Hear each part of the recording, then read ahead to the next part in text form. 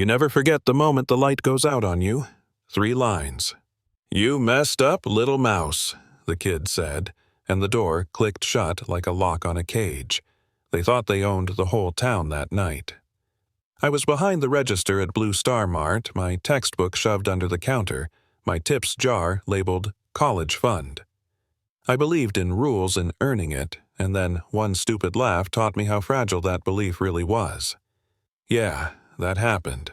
It was a Tuesday night in Riverbend, a place where everyone knows everybody's business, and the wealthy boys think they know everyone's name too. I was 20, flat-ironed, hair-tired eyes working the late shift, stocking slushy cups balancing the register texting my roommate about an exam the next morning.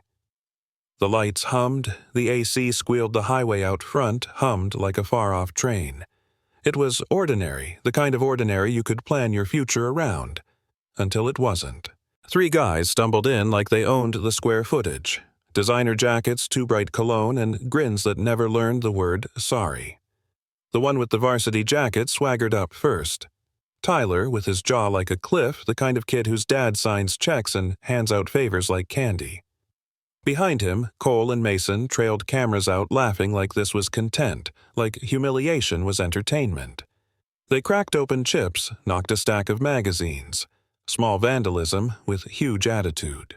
When Tyler slammed a case of craft beer onto my counter, he did it like it was a coronation, and I did what I'd been trained to do. "I need ID, sir. You look under 21. My voice was calm, but the air changed. He smiled like a shark that had forgotten how to be polite. "Do you know who my dad is?"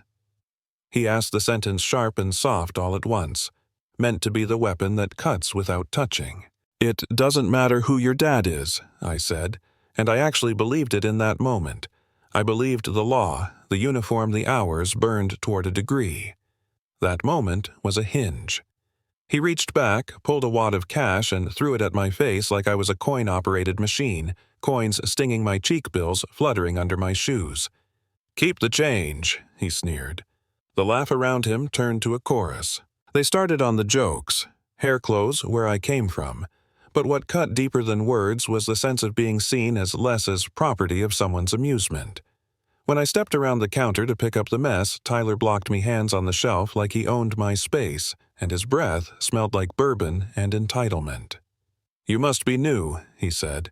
"In our town, my face is my ID." That was the first time I heard the sentence that would follow me for weeks. "You made a very expensive mistake." I tried the ordinary dart. Phone call, "I'm calling the manager, I'm calling the cops." But Tyler yanked the phone cord out, ripped the receiver, threw it like I was a broken object, and for a second the whole place got very loud and very empty at once. His voice dropped. "We can make you famous or make you disappear, your choice." The camera light on Cole's phone recorded me like an exhibit streaming me to whoever wanted to watch. Humiliation turned to violence quick and ugly. Soda poured over my head, my shirt ripped a hand like a vice closed on my collar. The world narrowed to the sting of tears I wouldn't let fall. I shoved him a shallow thing instinct more than plan, and that was the spark. He slapped me hard enough to star stars in front of me. He was bigger, and he was sure of that size. He lunged. I fell, and the 3 of them grinned like predators finishing a joke. Then the back of the store made a sound that wasn't a bag falling or a machine failing. Metal on metal, a different cadence. I heard it barely, and in the dark by the stockroom door something shifted. Heavy boots, a smell like oil, and road dust. For a heartbeat I thought it was another part of the joke, but then 3 men moved into the light and they weren't laughing. They weren't the kind of people Riverbend's comforting brochures would ever show. Weathered faces, leather vests, patches that meant a lifetime. The front man was a mountain of a man with a voice that could have called an army, and no one would have answered. He took off his vest and draped it around my shoulders like a shield, and when he knelt, he didn't look like he wanted to fight. He looked like he wanted to repair something that had been broken. His name was Hank. Call him Hank. And the men behind him were the Iron Wolves, a motorcycle chapter passing through on a run. Tyler sneered at them. "What the geriatric brigade?" Until Hank's voice folded the room in half and the sneer died. "You hit a woman," Hank said flat and full. "Where I come from, we teach boys to be better than that." He didn't slam them down with words. The room did the work, a kind of gravity around him. They did teach them in a way that left bruises. And even as I cringed from the violence, I felt a strange new thing, safety. But safety came with a twist. Tyler's phone held his father's name, and that name was a citywide echo, Commissioner Aldridge. You know the type. The man whose face is in ribbons on the courthouse wall. The man who signs ordinances and waves at ribbon cuttings. The man whose mornings probably start with a line of favors. When Hank held that phone up, that smile dropped off his face. "Brace yourself," Hank said quietly. "This isn't over." And he was right. The real fight wasn't for me. It was for the story. Because what Harrison, Tyler's dad, feared wasn't the beating of his son.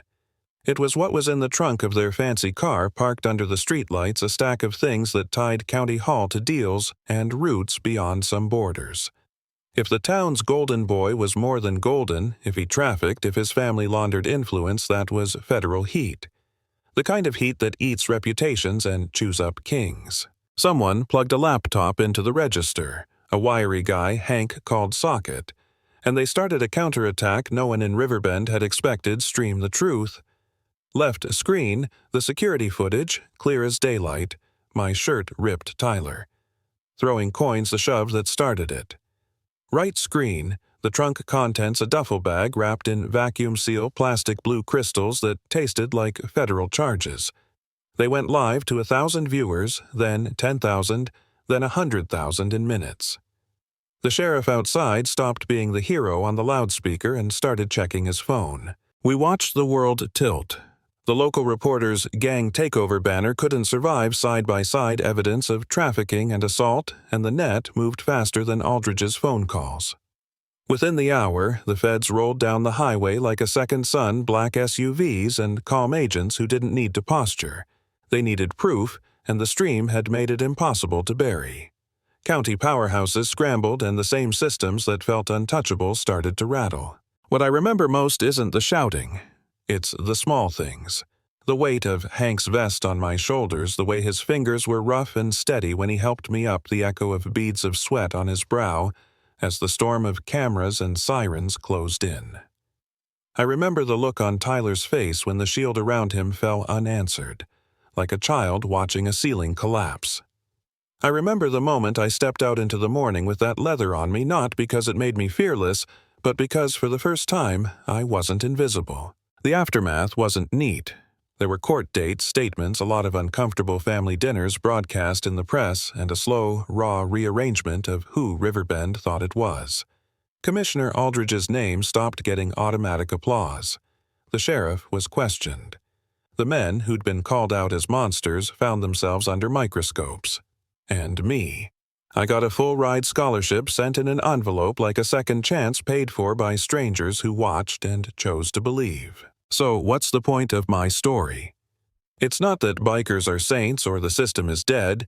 It's that sometimes the people labeled dangerous are the ones who will stand in the doorway when no one else will. And sometimes the people labeled respectable are the ones who would burn you to save their headlines. The world is messy, and justice is messier. It doesn't always come from the places we expect, and it doesn't always look pretty. Now, I need to hear from you. Which part of this story sits with you the moment Hank wrapped his vest around me, or the instant the stream made the town swallow its lies? Do you think justice belongs to institutions, or to the crowd with a camera? Have you ever seen someone judged by their jacket and been surprised by who they really were? Drop your thoughts in the comments. Argue, disagree, tell me your story. Because silence is how things stay broken. If this moved you, hit like, share this with someone who needs to see how small acts, a recorded clip, a donated scholarship, a leather vest, can change lives, and subscribe for more stories that don't let easy answers do the work. Tell me who surprised you the most. The man who fought for me, or the system that nearly destroyed us both.